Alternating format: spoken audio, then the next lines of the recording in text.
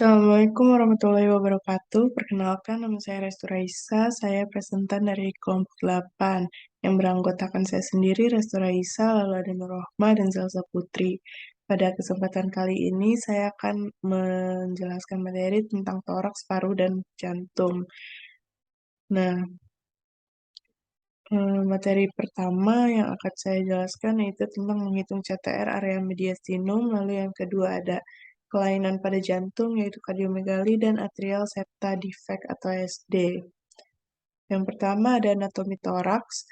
Toraks adalah bagian tubuh yang tersusun atas tulang sternum, tulang koste, tulang vertebre, tulang clavicula, tulang scapula, dan organ-organ lain seperti jantung, paru-paru, dan pembuluh darah yang dilindungi oleh tulang koste.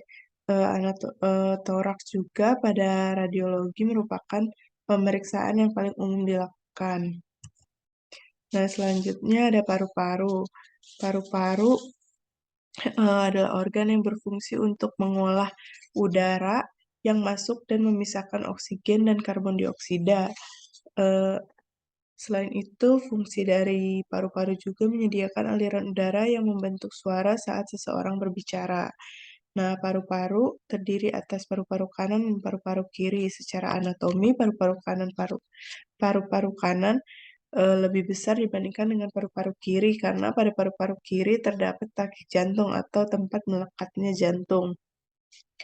Nah, karena kondisi itu juga pada paru-paru kanan memiliki lobus yang lebih banyak yaitu 3 lobus, superior, inferior, dan medial. Lalu yang paru-paru kiri ada 2 lobus superior dan inferior. Nah, paru-paru maupun paru-paru kanan maupun paru-paru kiri terhubung dengan trakea atau pipa angin dengan beberapa cabang yang disebut bronchioli. Dan juga cabang yang lebih kecil dengan sebutan bronchiolus. Pada bronchiolus terdapat cabang mikroskopik yang lebih kecil yang disebut dengan alveoli. Pada paru-paru memiliki 300 hingga 500 alveoli yang ditopang oleh lapisan pembuluh darah tipis dan sel yang disebut interstinum.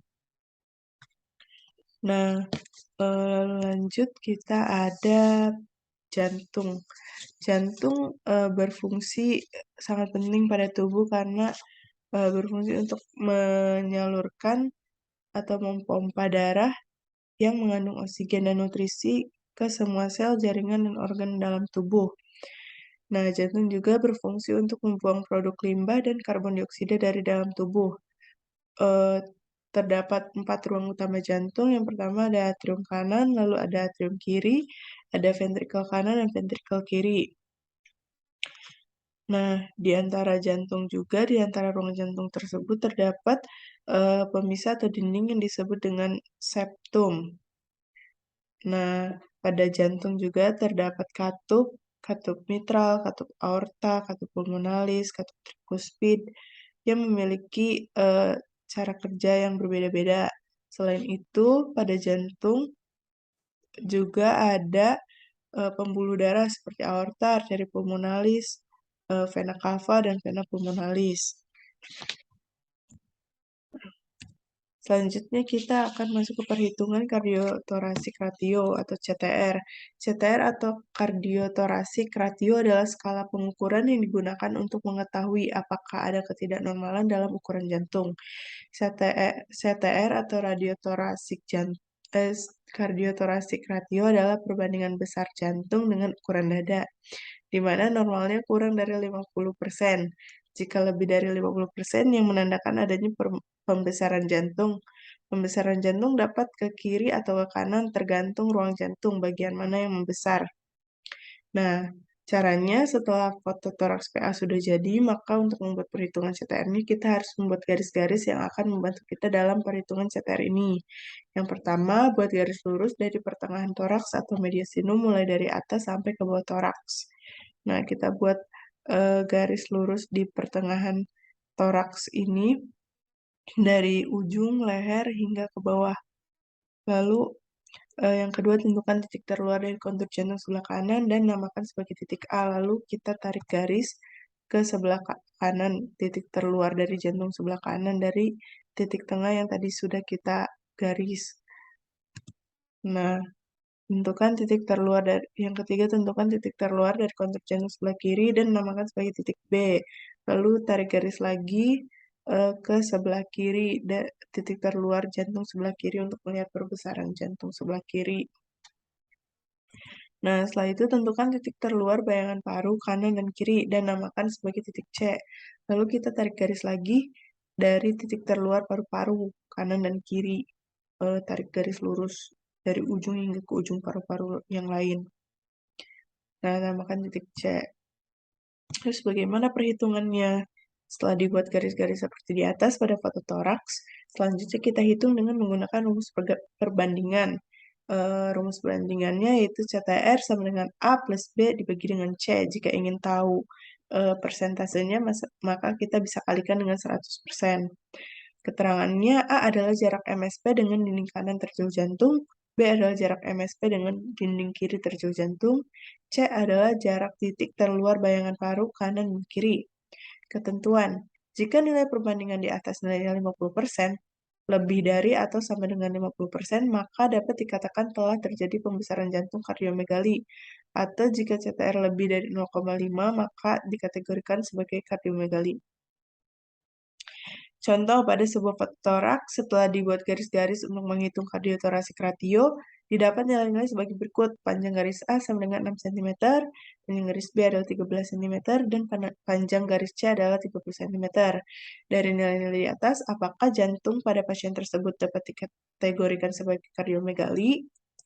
Mari kita bahas. Nah, di pembahasannya, sesuai dengan rumus perbandingan yang telah dijelaskan tadi, maka kita bisa memasukkan nilai-nilai tersebut ya.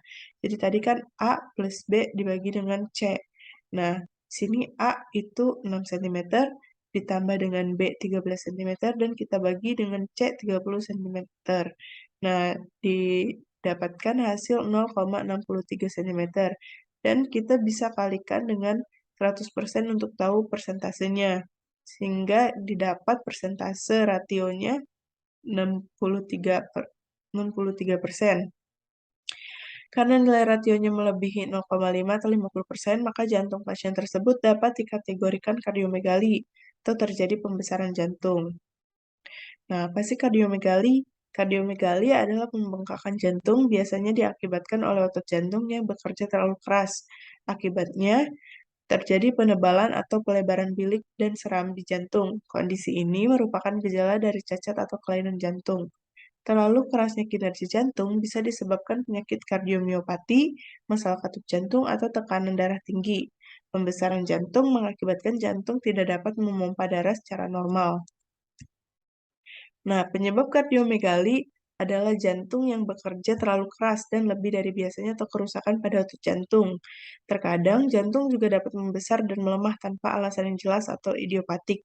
Gangguan ini bisa disebabkan oleh kecacatan jantung saat lahir, serangan jantung, atau detak jantung yang tidak normal, atau aritmia, yang dapat mengakibatkan jantung membesar dan kerusakan otot jantung, dan melemahkan jantung. Kardiomegali tidak selalu menunjukkan gejala. Biasanya kardiomegali baru bisa menunjukkan gejala yang lebih terasa saat kemampuan jantung dalam memompa darah sudah jauh menurun. Nah, selanjutnya kita lanjut ke atrial septal defect atau ASD. Nah, defect septum atrium adalah kondisi ketika terdapat lubang pada dinding jantung atau septum yang memisahkan antara ruang jantung bagian atas, atrium kanan dan kiri, atau ASD merupakan kelainan jantung bawaan. Artinya kelainan ini telah ada sejak seseorang itu dilahirkan. Nah, pada manusia dengan kondisi normal, sisi kiri jantung memiliki tekanan yang lebih tinggi dibandingkan dengan sisi kanan jantung. Dengan adanya lubang pada sekat atrium, konsep aliran darah tersebut menjadi berubah. Left to right shunt berarti terdapat aliran dari atrium kiri ke atrium kanan. Hal ini membuat atrium kanan memiliki volume darah yang lebih banyak, sehingga aliran darah menuju paru-paru juga meningkat. Memicu terjadinya hipertensi pulmonal, stroke, dan gagal jantung. Dikatakan Eisenmenger sindrom jika right to left sign, sehingga membuat darah yang teroksigenasi bercampur dengan yang belum teroksigenasi. Darah kemudian masuk ke aorta dengan konsentrasi oksigen di bawah 100% dan menimbulkan gejala asianosis secara permanen. Nah, selanjutnya atrial septal defect ASD melibatkan adanya lubang pada sekat yang memisahkan atrium kanan dan kiri jantung akibat penyakit jantung bawaan.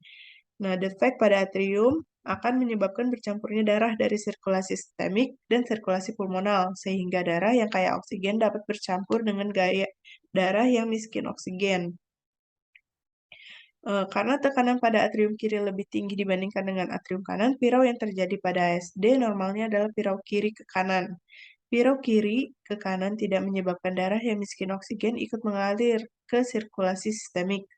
Oleh karena itu, ASD masuk ke dalam kelompok penyakit jantung bawaan yang asianotik.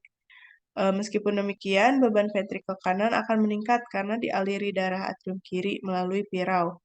Mekanisme ini menyebabkan oversirkulasi pada paru, sehingga dalam jangka waktu yang lama akan menyebabkan hipertensi pulmonal.